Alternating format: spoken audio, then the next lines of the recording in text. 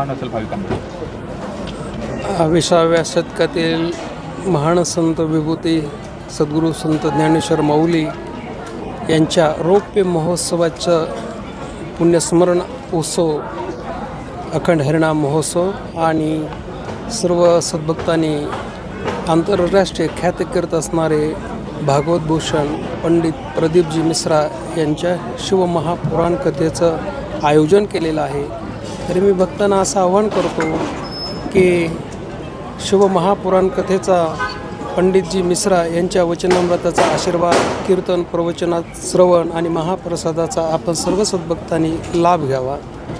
नेमकं किती भाविक येतील, काय व्यवस्था केली? आता पावसाळ्याचे देखील दिवस आहेत आणि कशा पद्धतीची व्यवस्था, पार्किंगची व्यवस्था कशी? अंदाजे 4-5 लाख भाविक प्रतिदिन असण्याची शक्यता आहे आणि त्यांच्या सोयीसाठी पावसाळ्याचे दिवस असल्यामुळे 5 लाख स्क्वेअर फूट अंदाजे मंडप वॉटरप्रूफ देण्यात आलेला आहे आणि विविध ठिकाणी भाविक भक्तांची राहण्याची सोय केलेली आहे।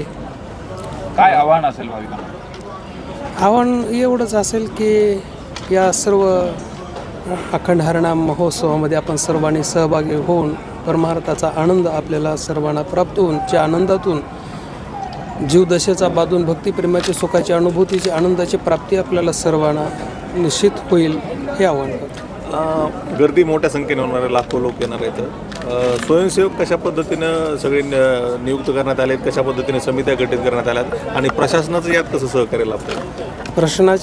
प्रशासनाच्या सहकार्यातून आणि स्वयंसेवकाच्या माध्यमातून हा उत्सव साजरा होतो आहे। वेगवेगळ्या समित्या स्थापन केलेल्या आहेत। ओके.